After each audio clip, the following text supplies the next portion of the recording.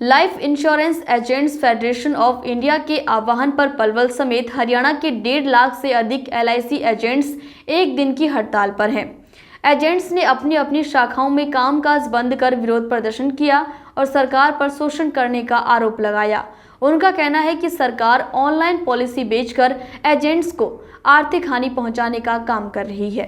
Commission को दिन प्रतिदिन कम किया जा रहा है। ग्रेजुएटी देने को सरकार तैयार नहीं है।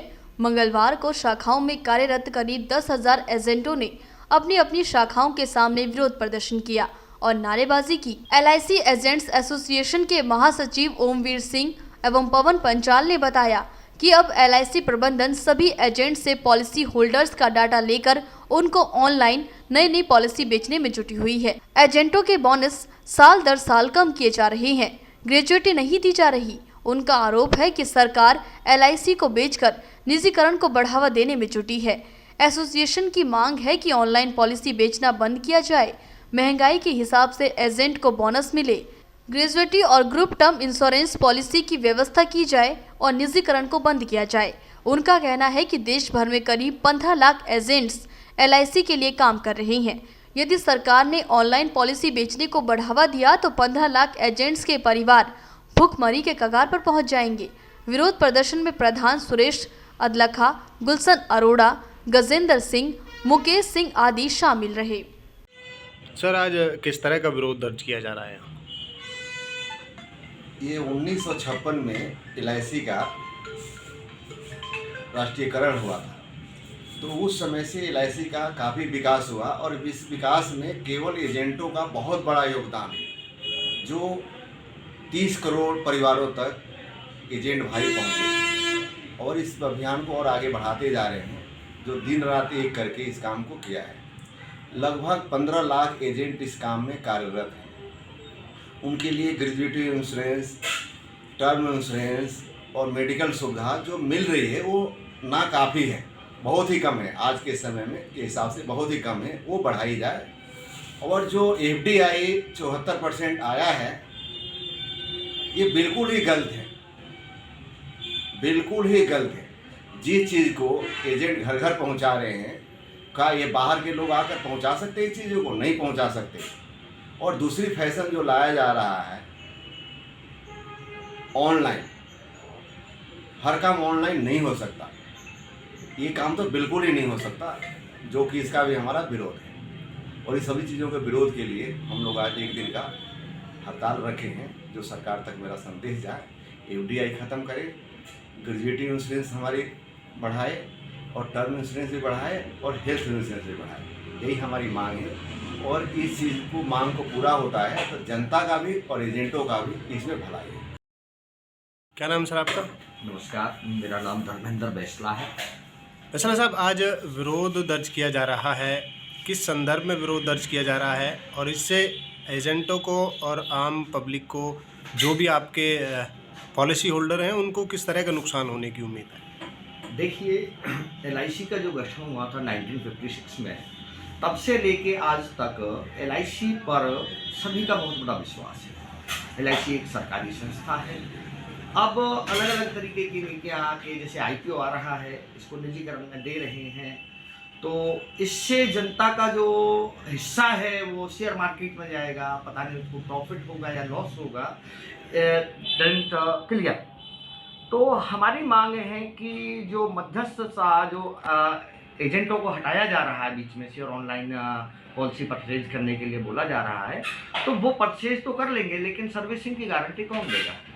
किसकी पॉलिसी कहाँ से हुई है, किसी को मैच्योरिटी कहाँ से मिलेगी, लोन सिलेंडर कहाँ से मिलेगा? अगर भगवान ना करे किसी के साथ कोई ट्रेजेडी हो जाती है तो उसको क्लेम कौन दिलवाएगा? तो इन सब की जो कड़ियाँ होती है वो एक अभिकर्ता होता है और अभिकर्ता साथ ही अपना इतना कठिन परिश्रम करके घर घर जाके लोगों को जागरूक करके जब यहाँ पैसा जमा कराता है, लोगों को जागरूक करता है, अगर उनको ही बीच से हटा दिया जाए तो फिर मुझे नहीं लगता कि ज़्यादा एलआईसी का कोई वजूद रह जाएगा। तो हमारी तो बस यही मांगे हैं कि जैसा चलता आ रहा है वैसा चलने दे और जो मध्यस्थ हैं, जो अभिकर्ता लोग हैं, जो पॉलिसी होल्डर्स और गवर्नमेंट के बीच की कड़ी हैं, वो अपने काम को सुचारू रूप से करें। दूसरा जो GST लगाया है इसको बहुत ज़्यादा किया है।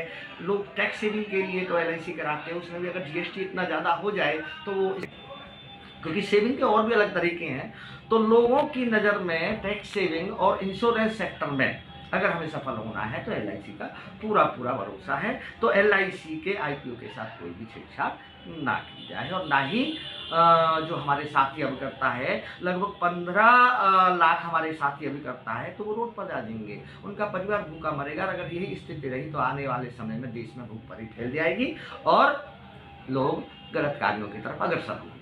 बस मेरा तो यही मानना है कि जैसा चल रहा है वैसा ही चल।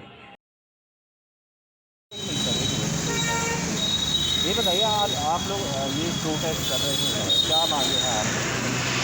हमारी मांग ये है कि जो हमारा जो कस्टमर है उसकी जो GST जो भारत सरकार ने ज़्यादा लगाया है उसको कम किया जाए, और जो बोनस रेट जो दिन पर दिन LIC कम करती जा रही है वो बढ़ाई जाए, इससे कस्टमर को फ़ायदा रहे। तो वर्तमान में कितने आपके वो हैं उपभोक्ता? वर्तमान में हमारे 33 करोड़ पॉलिसी होल्डर हैं पूरे भारतवर्ष में, और 15 लाख से अधिक एजेंट उनको सेवा दे रहे हैं। तो लेकिन सरकार कहती है कि देश इसमें है निजीकरण। सरकार का कहना अपनी जगह सही होगा, पर ये देश इसमें नहीं है। वो बेरोजगारी तरफ आ जाएंगे, उन्हें कुछ नहीं मिलेगा। और जो सरकार जो बोनस दे रही है, जो एम्प्लॉयज़ को 33 करोड़ जो परिवार हैं जिनके जो ब्याज जो सेविंग LIC को सेविंग मानती है, सेविंग करके पैसे डालती है, उसको पैसा ही नहीं मिलेगा तो क्यों करेंगे? नौकरियां खत्म हो जाए, नौकरियां खत्म हो जाए। कर रहे हैं वो हमेशा हर समय रोड पर रहते हैं, उनका टर्म इंश्योरेंस अगर उसके साथ कोई दुर्घटना होती है तो उसके लिए भारत सरकार ने कोई प्रोविज़न नहीं किया होगा, उसके परिवार का क्या होगा? जो 15 lakh agent 33 crore policy holders को सेवा दे रहे हैं, अगर उसके साथ कल को कुछ हो जाता है उसकी मेडिक्लेम की भी सुविधा होनी चाहिए, उसका कोई ट्रीटमेंट के लिए कोई सुविधा होनी चाहिए। उसके मान लीजिए 30 साल वो काम करता है, 40 साल LIC के साथ काम करता है, उसके लिए कोई ग्रेच्युटी का कोई प्रोविज़न ढंग से नहीं किया हुआ है। तो आप लोगों को कोई मेडिक्लेम वगैरह कोई? मेडिक्लेम नहीं है, टर्म इंश्योरेंस नहीं है, हमें कोई मेडिक्लेम। रोड पर हमेशा रोड पर रहते हैं हम लोग, सारे एजेंट लोग हमेशा रोड पर रहते हैं, तो उसके लिए कल को कुछ हो जाता है उसके परिवार को क्या सहायता मिलेगी? वो 30 साल लगातार काम कर रहा है, 40 साल लगातार काम कर रहा है, उसको कोई ग्रेच्युटी नहीं है, और है तो उसके लिए ज़्यादा किया जाए उसको। अगर सरकार कह रही है कि काम के वजन को घटाने के लिए और देश के लिए निजीकरण हो रहा है, तो निजीकरण से ऐसा कुछ नहीं है। मान लीजिए पॉलिसी होल्डर ने ऑनलाइन ले लिया, उसकी पॉलिसी बंद होगी तो कैसे चालू होगी? ऑनलाइन चालू होती नहीं है वो, उसको लोन चाहिए तब भी हम लोगों की हेल्प नहीं होती है। उसके घर में कल को डेथ हो जाती है तो उसका डेथ क्लेम कराने के लिए LIC स्टाफ कभी भी हेल्प नहीं करता, सिर्फ एजेंट ही डेथ क्लेम की फाइल भर सकता है। एजेंट को एक फाइल भरने में 2 घंटे का टाइम लगता है। LIC डेथ क्लेम की फाइल को कभी भी भरने में हेल्प नहीं करता। ऑनलाइन पॉलिसी लेके उसको सारा नुकसान ही नुकसान है। पॉलिसी लेट भी हो सकती है, जब लेट होती है तो चालू कराने में फॉर्म भरना पड़ता है, उसमें भी एजेंट की विटनेस चाहिए। लोन कराना है तो भी एजेंट की विटनेस चाहिए। तो फिर जब सेवाएं हम लोग ने देनी है तो फिर ऑनलाइन से फिर हमें क्या फ़ायदा हुआ? जब इतना सब होना है तो फिर सरकार ऑनलाइन पॉलिसी क्यों बेच रही है? तो ये तो कस्टमर का डायरेक्ट नुकसान है ना। कस्टमर को सोचना है कि मेरी पॉलिसी जब बंद होगी तो स्टार्ट एजेंट कराएगा, फिर ऑनलाइन नहीं हो सकती। मुझे जब लोन कराना है तो वो भी ऑनलाइन नहीं हो सकता, वो भी एजेंट कराएगा। जब उसकी डेथ होती है तो उसका डेथ क्लेम भी एजेंट ही कराएगा। कमल किशोर जी, आज आप लोग धरने पे हैं, क्या वजह है?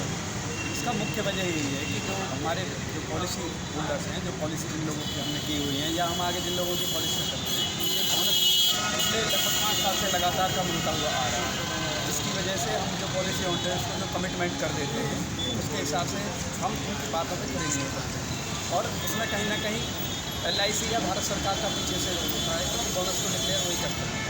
दूसरा ये है कि जो लोगों को परेशानियाँ जो होती हैं, बार बार परेशानी होती है, उसके लिए अधिकर्ता को ही बार बार आके उनको सर्विसेज देनी पड़ती है। अगर हम लोगों के साथ, हमारी पार्टियों के साथ, हमारी पॉलिसी होल्डर्स के साथ हमारा व्यवहार नहीं सही रहेगा तो हम उन लोगों को कैसे सर्विसेज दे पाएंगे? और उन लोगों को हम फेस हमें ही करना पड़ता है, क्योंकि मार्केट में हम उन लोगों के साथ डायरेक्ट करते हैं। किसी भी उच्चाधिकारी या भारत सरकार के नुमाइंदे को इसके लिए आगे आके उनके साथ नहीं करना होगा। ऑनलाइन पॉलिसी से किस तरह का नुकसान हो रहा है?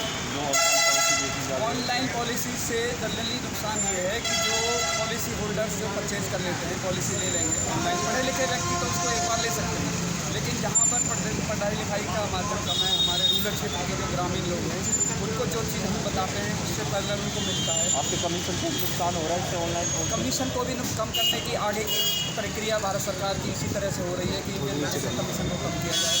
आगे के मुद्दा आगे का रहेगा, लेकिन फिलहाल की डेट में हम बोनस के ऊपर और निजीकरण के विरोध में हम